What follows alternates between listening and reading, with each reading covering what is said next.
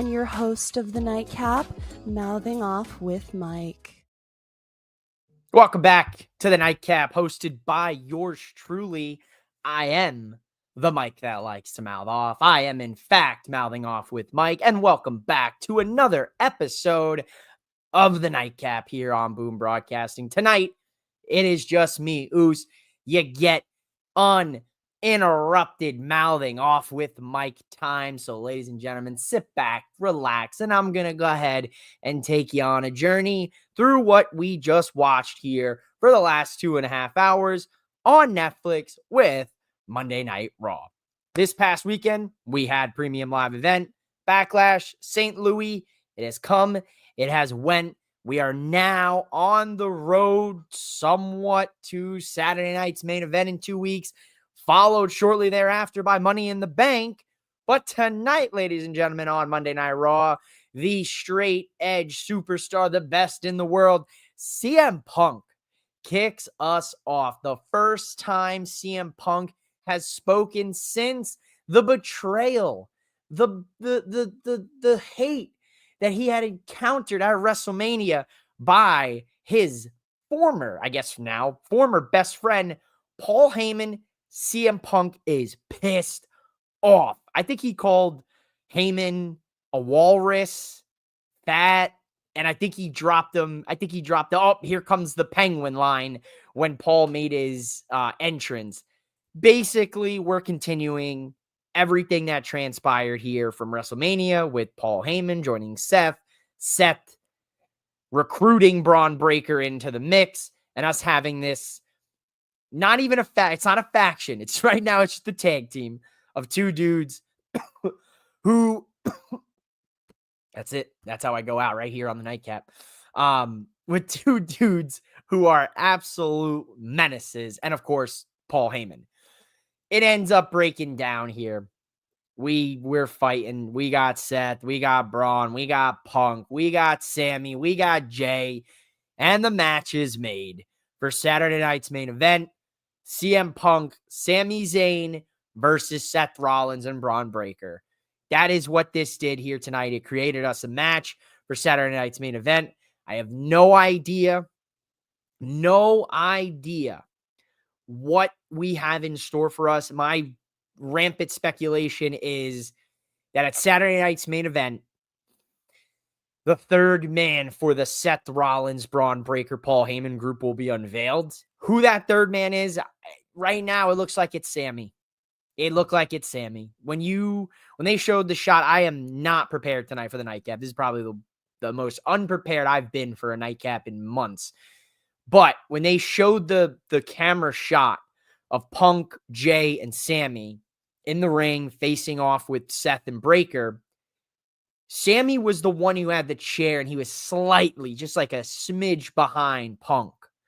So as we know, what's the most infamous chair shot that came from the back?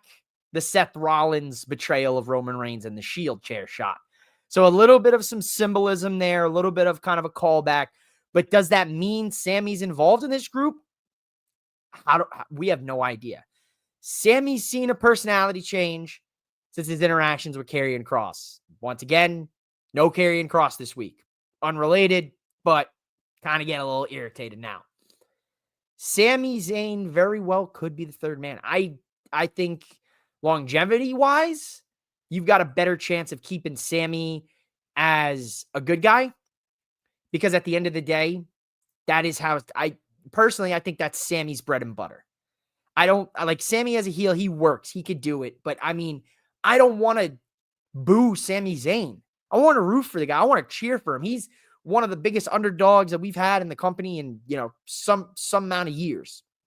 I want to root for Sammy. I don't want to boo Sammy. So I'd hate to see him go back, to a heel persona and link up with Seth and Breaker and do that whole stick. But at the end of the day, Saturday night's main event shaping up to be solid on paper. Let's see kind of how we end up getting there. What's Logan got to say? Shout out to Logan. He's always here. He's always for a Nightcap, and he's always talking women's wrestling, specifically some of his favorites. Julie and Roxanne joining Finn Balor to win the WWE Women's Tag Team Champions. Logan, it's good that you brought that up because tonight we once again saw backstage segments, Finn chatting with Julia chatting with Roxanne. So there is something there. There very well could be a strong potential where Finn influences those two to go after Liv and Raquel. Dom not going to be here tonight when we talk Finn Balor and AJ Styles later. Liv is not here because she's filming that movie here. So we did see Raquel, Carlito. Oh, what's the hair doing tonight here, folks? We're having a bad hair day, whatever left. We don't see Liv, but we got Raquel, Carlito, JD, Dom, Finn backstage in the clubhouse. And yeah, there's something coming for the Judgment Day, man. I think we're going to see some big changes to who's in it, who's involved, and some big feuds coming down the pipeline for Money in the Bank, SummerSlam within the Judgment Day. Our first taste of action is Penta versus Chad Gable. Yes, you heard me correct. Penta versus Chad Gable, not Penta versus the man that cost him the Intercontinental Championship at Backlash Saturday, El Grande Americano. Nowhere to be found this week. I don't know where he could be. Penta beats Chad Gable in a really, really good wrestling match. If there is one thing I can say with the Triple H era, we're guaranteed to get one really damn good TV match tonight. We got two. Well, technically, we got three. The co-main event and the main event and the opener tonight were really freaking solid. Penta gets a win with the top rope Mexican Destroyer. Comes off the top, hits Chad with the Destroyer. 1, 2, 3, Penta wins. This is not the last we see of Penta tonight whatsoever, but I am slightly puzzled at the decision to have Penta and Chad. I get what they're doing here. Penta challenged Chad because he thinks Chad is El Grande Americano. It's going to be funny as hell when it's unveiled that it wasn't Chad at all. Because WWE is really trying to play this up that they're two separate people. We know they're not. Maybe they are. Maybe I haven't seen Chad and El Grande Americano in the same place at the same time. There's a strong potential that, they are different people. I think the Olympic ring tattoo kind of solidified that for us, but could be a big swerve. They could be playing with us. Shout out to Sean. Penta and Chad was a great match. Yeah, it was, Sean. Really solid opener. If you guys didn't catch the Nightcap after Backlash, Sean was on the show. Shannon from Boom. We had Chano from Four Sides of the Ring. We had a great time. If you haven't seen the Backlash Nightcap, go check it out on Boom Broadcasting or on my Twitter or Facebook for Boom. Really good show. Really fun. I'm here on the Nightcap. So, I did pass my test. So we're back, baby. But Chad Penta, I like it. I'm assuming the logic is going to be El Grande Americano comes back into this and we end. Did everyone pass? I passed, shout out. If you know, that's the point, folks. If you didn't catch the Backlash Nightcap, you miss out on the jokes. You miss out on the inside jokes. You too could be a part of these inside jokes if you tune into the Nightcap when they're live. You never know what you're gonna get, man. It's like Forrest Gump told you. Life is like a box of chocolates. The Nightcap is it's a lot worse than a box of chocolates. It's a lot worse. There's a lot more surprises on the Nightcap. You never know what you're going to get here. The New Day is here. Shout out to the New Day. Saw them interact with Karrion Kross again backstage. Kross, put him on TV, Triple H. Put him on TV. Let's go. I'm sick of this. This is not, they're going to do us with this LA Knight thing.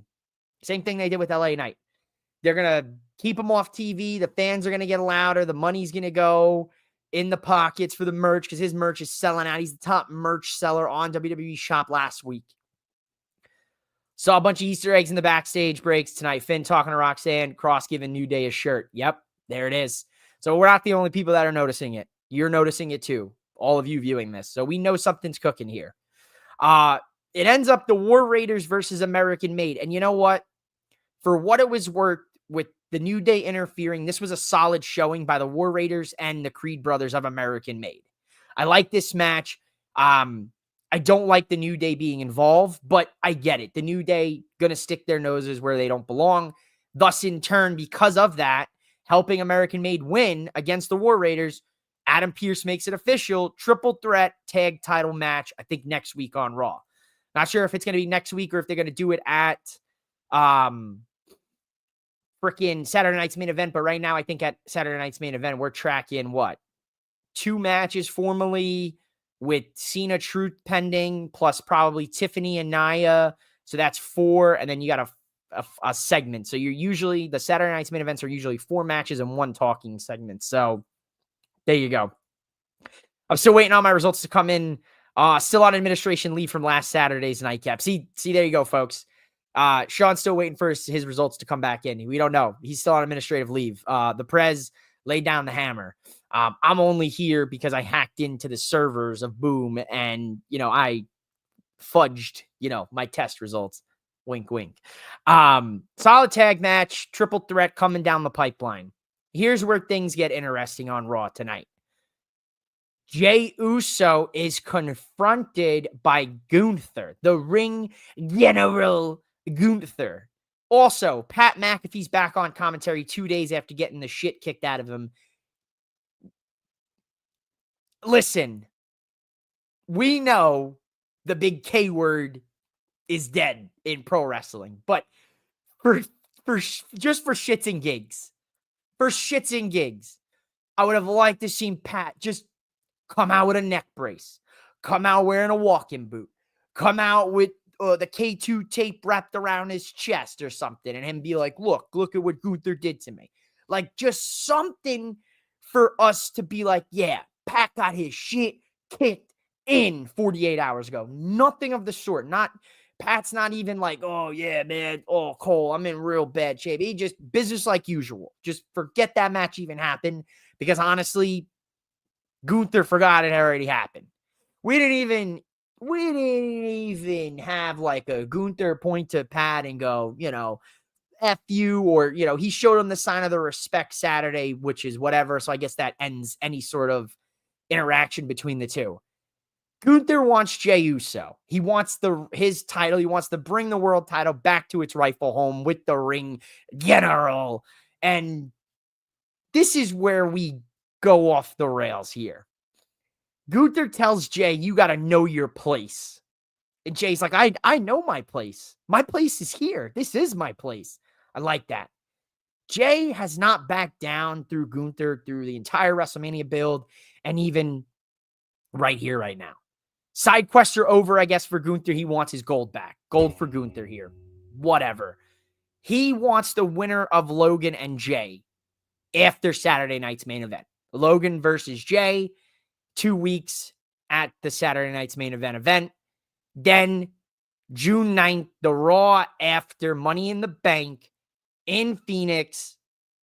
Gunther wants the winner. So figure the spoiler is that Jey retains against Logan, because Logan hasn't showed up for 2 weeks now, and he's supposed to have this match with Jey. No Logan this week, Logan last week after Raw went off the air to knock out Jey. Other than that, you could tell this is a complete back burner match with Logan and Jey. Jey's going to win, probably be a solid 15, 13-minute match to open Saturday night's main event. Your main event of Saturday night's main event will probably be John Cena and R-Truth, if that ends up making it. Whatever the case may be, it's going to be Jey versus Gunther. Now, that puts a huge gap in the timeline here. So we're talking May 24th and June 9th. Money in the Bank is 2 weeks after Saturday night's main event. So that's the 2 Saturdays after. That's the 7th. So you mean to tell me Jay's going to defend then, not defend on Money in the Bank, then defend on Raw. So that opens up doors for things. And I'll tell you what this match is right now. June 9th on Raw. I'm hoping I'll be there. We'll see what those tickets look like. I'm still paying off the sins of WrestleMania. I still have my video coming. I've been in the weeds here. This video is still coming. How much does it really cost to attend WrestleMania? Haven't had the time, folks. I want to make sure it's a really solid video and give you guys, the tips and the tricks that you guys all want. Nevertheless, this is Money in the Bank cash-in bait. Whatever happens here on this Raw episode is going to tell us who's the world champion going into SummerSlam. Will Gunther have that Goldberg retirement match? Will Jey Uso be the world champion at SummerSlam? That gets figured out that week of June. From Money in the Bank to this Raw, we'll find out who is the champion. Huge, huge question mark. Huge Money in the Bank bait, in my personal opinion. That's cash-in bait all over it. Breaker attacked Jey backstage right after this, too. We got Breaker and Jey next week. We got Money in the Bank qualifying matches starting next week on Raw. I talked about it Saturday on the Backlash Nightcap. I think it'd be a huge missed opportunity, and they're not going to do it. I don't have any sway in this, influence, whatever. But if I was doing it, I would run a Money in the Bank qualifying match on Saturday night's main event. I would have a few matches next week. I would have a few matches the week after. I would have a last chance multi-person match for the final spot. Make it a fatal five-way or a fatal four-way or whatever. But I would have a last chance Money in the Bank qualifying match on Saturday night's main event to parlay that event into Money in the Bank. That's the big thing. You have Backlash last week. You have Saturday night's main event next week. Then in 2 weeks after, you have Money in the Bank. You should have, hindsight's 2020, but my mind would have said, look, let's use Backlash to build Saturday night's main event while we fill in the supplement with the weekly shows. Then when we build Backlash to Saturday night's main event and we build Saturday night's main event out from Backlash and the supplemental weekly shows, then let's build out Money in the Bank from Saturday night's main event, parlay that down into the Money in the Bank, and just keep the momentum rolling. I mean, you could nitpick that, but in my mind, that makes a lot of sense. How much more likely are you to watch Saturday night's main event? I mean, it's a solid show right now because of the Punk Sammy tag match against Seth and Braun. That's fire. Logan and Jay is whatever. R-Truth and Cena is whatever. I'm in for because I'm an R-Truth guy, and I think that'd be a slick match to see on the Cena retirement tour. Kind of one you didn't expect to see. Whatever happens on the other side of this, whatever last match is added, which I think is going to be Nia and Tiffany, because Nia beat Jade last week, so I think they're going to angle that towards Saturday night's main event. If not, last chance Money in the Bank qualifying match running at Saturday night's main event. Hindsight is 2020. WWE Current is like, yeah, how can we drain your bank accounts and attention? Well, yeah, that's true though too, Rick. I agree to that. That's always what it's going to be now. It's more about the gates and, oh, we had the biggest gate in Tampa for Saturday night's main event, and we sold this many tickets, and we made this much money, and and the fans ate it up. Like, yeah, I get it. That is what it is. You know what I mean? But in a perfect world, you guys listening to this can tell me if I'm wrong or not in the comments. You have the chance. But wouldn't it have been pretty slick to use these two premium live events you have? Well, one premium live event, one house show televised. Use those two shows with your weekly shows as supplement in between to build your Money in the Bank. It's right there for the taking. I just figure Saturday night's main event, that gives you a chance to highlight a Mello and let's just say an Aleister Black. That gives you the chance to highlight a Bayley and Becky final Money in the Bank qualifying match. That gives you a chance to highlight 2, 3, 4 superstars for Money in the Bank. And like the casual viewing audience that's turning on Saturday night's main event is like, oh wow, look at this. Like I'm in for this. Look at these two, guys, or these 4 guys, or these 2 gals, or these 4 gals. Like, whatever. I'm on a tangent here. Nevertheless, we're getting some form of a Money in the Bank cash-in bait for that Raw, for that Gunther versus Jey Uso World Heavyweight Championship match, the Raw after Money in the Bank. Your co-main event, AJ Styles versus Finn Balor.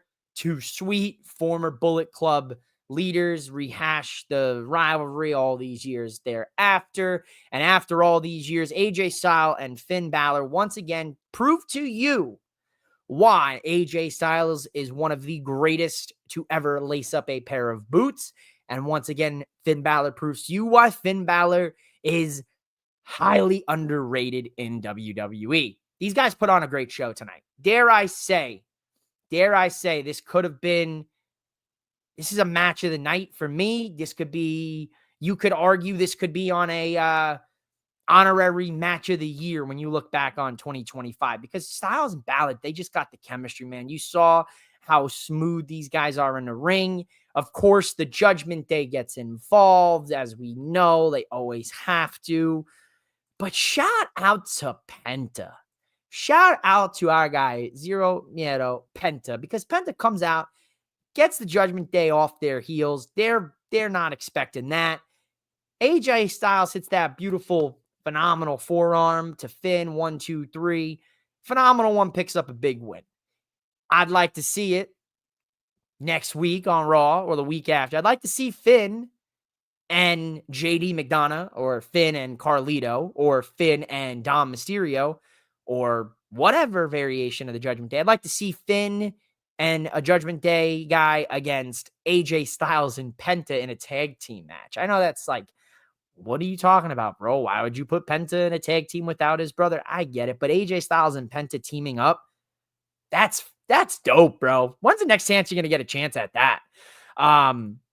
Cole giving a shout out to their past leaders as Bullet Club, of the Bullet Club, before this match.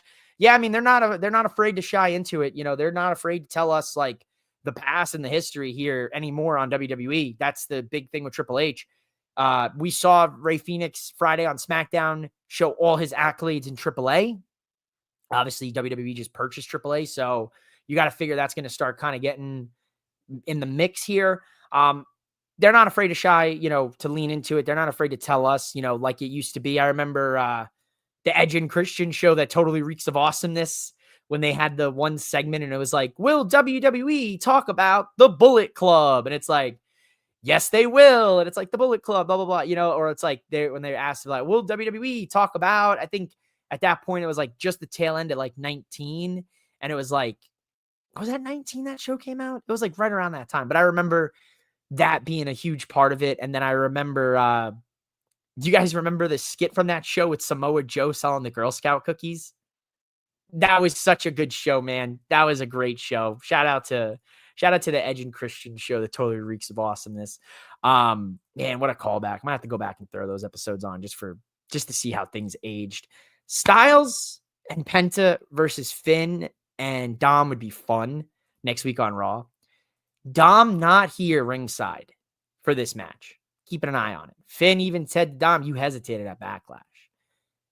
It's coming, folks. There is no way that Finn talking to Roxanne and Julia these last couple weeks, and there is no way with the tension that Finn has had with Dom and the rest of the Judgment Day, there is no way that we are going to skate through this summer and not get Finn versus Dom in some capacity. I'm telling you guys, whatever it is, whatever the premium live event is going to be, and I wouldn't be shocked if it's Money in the Bank, I think Finn is going to cost Dom the IC title, whether it's at Money in the Bank or SummerSlam, similar to what Finn did to Priest at SummerSlam against Gunther for the world title. They're going to copy and paste that, because the only thing that changed with the Judgment Day is Liv and Priest and Rhea are out. Liv is in. What hasn't changed? Finn Balor's jealousy. Finn Balor has been overlooked, disrespected, has been basically a glorified lackey to Dom and the rest of the Judgment Day. There is no way in hell that Finn has changed who he is from when he screwed Priest over to now. If anything, it's gotten worse, and it's festering, and it's burning Finn alive. That Dom is the IC champion. He's not a champion. He hasn't won gold. He lost the world title. He lost the tag titles. He couldn't win Money in the Bank. He couldn't win the IC title twice. He is striking out on all accords. Finn is going to snap. He's going to turn his back on the Judgment Day. He's going to cost Dom the IC title. He's going to cost Liv and Raquel those tag titles when they're back. And I would not be surprised if we see Finn maybe form his own version of a club or another faction, or Finn just goes his own way. And Finn locks it up and just goes out and goes back on a rampage and ends up getting some titles along the way. Edge and Christian show peak WWE Network content. Peak WWE Network content. ZWC peak. It was also that story time was so good with the animated stories. And I loved Camp WWE. I thought it was just cheesy and fun. Yo, shout out to Benjamin. Yo, what up? How's everything going? Everything's going well, Ben. Thanks for joining us here on the Nightcap tonight. We're talking a little bit about AJ Styles, Finn Balor, and Finn Balor's jealousy when it comes to people in the Judgment Day with gold. Before we do get to the main event here tonight, which was an incredible tag team match, we did see Becky Lynch cut a promo. I'm going to give you the Spark Notes version of this promo. You guys have ever listened to Eminem, The Way I Am, the song, the lyrics, the hook, and I am whatever you say I am. That's basically what this was from Becky. Even Pat McAfee busted out the Eminem lyrics here tonight. This promo 100% is just telling to us, hey, you want to say that I'm only here for championships? You want to say that I'm burying people? You want to say that I'm this and that and I'm that? Well, guess what? Then whatever you say I am is what I am. So there you have it, folks. Becky's going to lean into it. They're going to lean into this. They're going to lean into Becky being that woman on the roster, just getting her way. I want a title shot. I want to be in this match. I want to be in this match. I want this opportunity. This is for me. That's what Becky's going to do. They're going to lean into it. I think it's going to work. And she's going to be selfish. And I think that's what's going to help the fans maybe turn on her and help her get the reaction that they want people to give Becky. I mean, I'm neither here nor there. I've always preferred Becky as a heel or a bad guy than I preferred her as a good guy. That was always my preference with Becky. I liked her as an evil, just total, B. Like I thought her character worked way better when she was evil. And then as she, naturally progressed and, we did the man and the big time Becks and all that other stuff, like it, it was whatever. But I think this character of Becky has the chance to be her, the man part 2. But I think we can see her evolve her character here. That's my hope. I think if they lean into it, and if they're already leaning into a lot of the social media reaction to her, then I think we got something. Akira Tozawa wants a match with Rusev, and Sheamus versus Grayson Waller next week on Raw will be taking place. By the way, did you watch the match between John Cena and Cody Rhodes? If so, how did you enjoy it? I did see that match, WrestleMania 41. I was there live for it. I don't know what you want me to say about this. I think there could have been a better match. I just think that going back to it, it's like I think they should have. The John Cena heel turn didn't need to happen at Elimination Chamber. I think the John Cena heel turn would have felt way different if they did it at WrestleMania in that spot, because we didn't need The Rock. We didn't need Travis Scott. I think if you would have just had Cena low blow Cody and have Cody lose like that, I think that would have been way better for John Cena, the heel turn and everything. I mean, it's still working, but I mean, the match wasn't spectacular in no regards. I mean, I think Cody tried his hardest to carry that match and try to do some big moves. And I think John, tried to kind of keep it that slow momentum. John was working a methodical pace at WrestleMania. Cody was working his classic, hype speed, hyperdrive, like fast. And I think that was like a big element as like to why that maybe didn't click. I think it'll be interesting.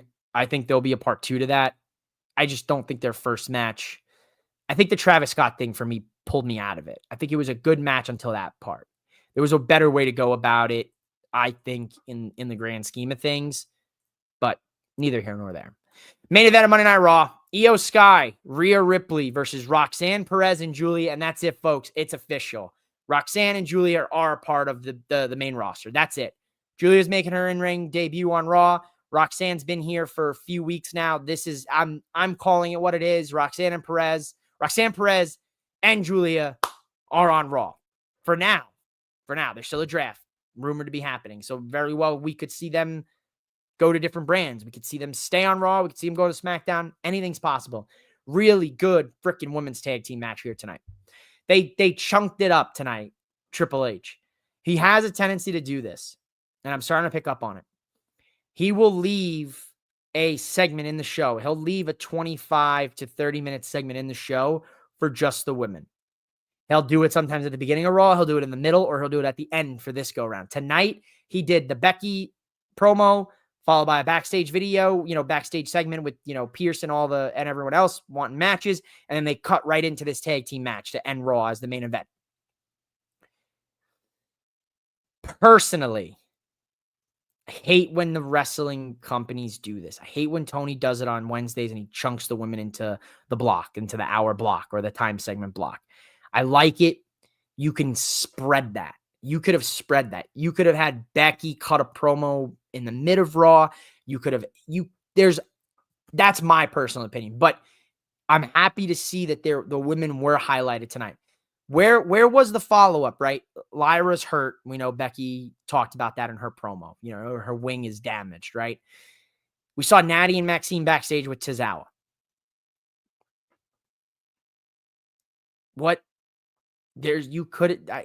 Forget it. Not even going to get into this. Let's talk about what we did get. A really solid tag team match here. Julia and Roxanne lose to Io and Rhea. Now, if that went the other way, people are in a frenzy. Roxanne and Julia, the NXT gals, beat the World Heavyweight Women's Champion and Rhea Ripley? No way. That's ridiculous. How could you do that? That's your champ, this and that. So no matter what, Io and Rhea were going to get this win tonight. Did I think there was going to be some shenanigans? Absolutely, I did. I thought there was going to be another woman that came out for Roxanne and Julia, that maybe they're joining up as like a trio. I thought what they were going to do here was that Triple H was going to usher in a new version of the Four Horsewomen. And I thought he was going to bring 4 main women from NXT to the main roster over the next couple weeks and have them unite as like a group and be like, the new age version of like the Charlotte, the Becky, the Bailey, the Sasha. They were never ever like a faction, but they were always billed as the 4 horsewomen of wrestling. I thought we were going to bring Roxanne, Julia, Steph, and Jordan. I'm wrong in that assessment, but I still think there's something going on here with Roxanne and Julia. I think they may end up. I think something's going to happen here. I think there's going to be another woman involved, or there's going to be 2 women. And I think they're going to establish, the next bit of women that are going to get called up from NXT to the main roster, because we know that there's a huge opening in the women's divisions on the main rosters now. There's a overflow of talent at NXT still, even after some of the talent that got released, that could easily be called up, fit into these spots here, mid cards, world titles, everything. But this, for what we got tonight, really good. Rhea and Io worked well as a team. Roxanne and I'm going to keep doing it. Roxanne and Perez. Roxanne and Julia both got their stuff in. The crowd was into it. The crowd was chanting for the both of them. I think a couple more weeks of the Raw crowd getting to see Julia and see what she's about. I would like to see maybe we run Julia and Rhea next week on Raw. I don't know if that's already been made or not. They may make that match, or they may run Julia and and something next week for Raw. I think WWE, if they're smart about this, you're going to have to really get the crowd to get behind Julia, if you want her to kind of keep things alive. Wow. And I didn't even realize this. So we are, in fact, next week getting AJ Styles and Penta versus JD McDonough and Finn Balor. Fuck yeah, baby. I love when I book something over 35 minutes ago and it gets tweeted while I'm live on the show. Yeah, WWE just tweeted about 59 minutes ago. So I was just getting started here. We are running AJ and Penta next Monday on Raw against the Judgment Day. I'm like it. I like it. Waller, Sheamus next week. Little payback for Theory with Sheamus and Waller throwing Theory into the fire. Jey Uso versus Braun Breaker. Yeah, next week's Raw shaping up to be a good one. There it is, folks. I like it. I called it. I just didn't see it. Great minds, baby. Sign me up, Triple H. Give me the pen. Let me cook. I'll get you Rhea Julia next. Don't worry, folks. We'll get you what you want. Raw, good Raw. I enjoyed it. Punk's promo, peak. Love the ending here. Love seeing the women get the main event spot. Love seeing Roxanne and Julia main event in their Raw, Julia's Raw debut. Loved Penta and Chad. Loved Finn and AJ. Would have liked to seen them maybe a couple more women, maybe get some backstage segments or us try to hype up some new contenders for Lyra's Intercontinental Championship. Maybe figure out what we're doing with Io here. If we're going to run back Io and Rhea, it looks like it's a strong possibility with the way Rhea stared at the title here tonight. But yeah, I think tonight for a Raw, for a post Backlash, I think this Raw gets the old Italian hands. Gets some gabagool. Triple H was in his bag tonight. I liked it. A little bit of some Julia and Io Sky's fighting tonight. Yeah. I mean, I think Logan, you're the guy, you're the fan. I'd say next week, run Julia and Rhea. Right? Run it, But I mean, I feel like that's something they want to save. Rumors are swirling that Evolution 2 is coming. So that could be a match that you want to save for Evolution 2. Maybe they want to save Julia and Io for Evolution 2. That's an option out there as well. But nevertheless, point remains, Raw was good tonight. I had fun watching it. I hope you guys enjoyed it.